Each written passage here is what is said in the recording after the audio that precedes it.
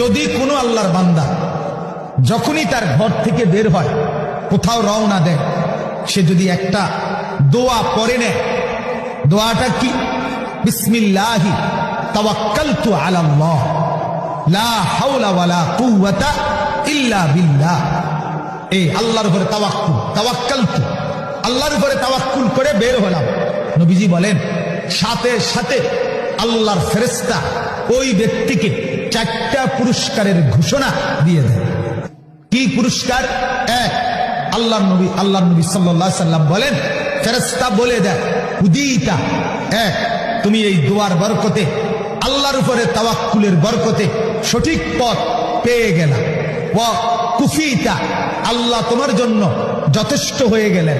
ওয়া ওয়াকিতা, সমস্ত বিপদ থেকে বেঁচে গেলা। ওয়া তানাহা আনহু শাইতান, শয়তান দূরে সরে গেল।